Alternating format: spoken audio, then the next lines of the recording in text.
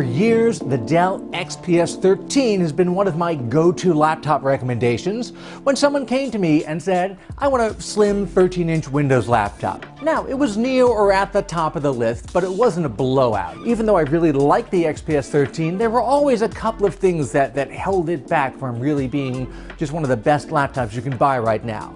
However, over the last couple of years, Dell has slowly whittled away at that list of problems that I had, at my complaint list, my knock list.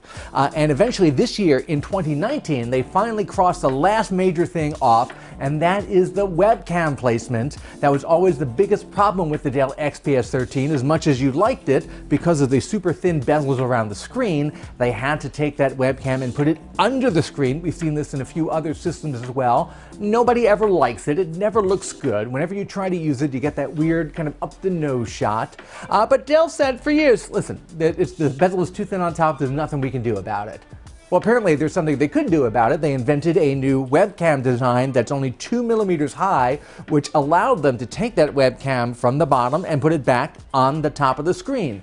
Now, this top bezel, the little border around the screen, is a little bit thicker than last year's. I feel that's a very worthwhile trade-off, especially since the side bezels are still very thin. So what we've got now is the ultimate version of the XPS 13, now with all of the new fixes and updates and changes to really bring it back to the forefront and make it probably the best 13-inch Windows laptop you can buy. Now, that said, there's a wide range of configurations, and depending on how much you're looking to spend, there may be better choices out there. It starts at $899, which is incredibly reasonable considering this is a really high-end design. You get the great keyboard, you get the great thin bezel look. It's very thin, it's very light. It's got kind of a very matte, almost ceramic-style finish on the back.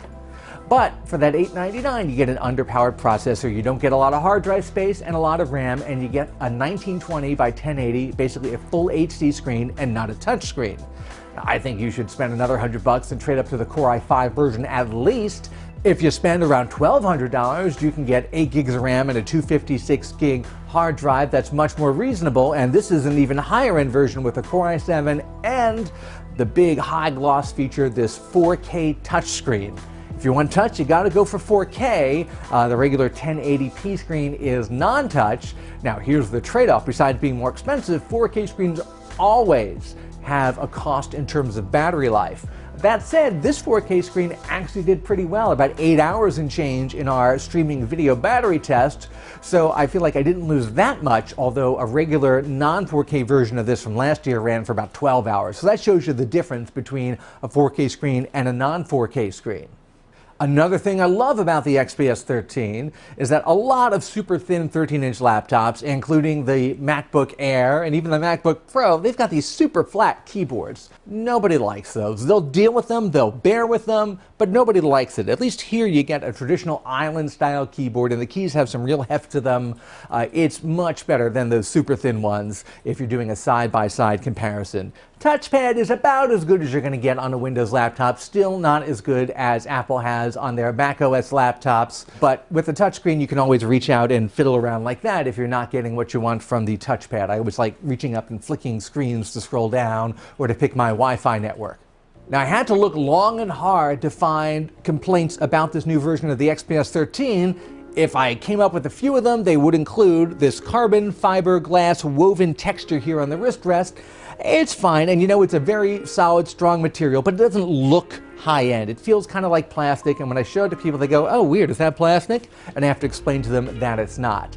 I also don't love that you have to trade up to the 4K screen in order to get touch, and that is a very expensive option.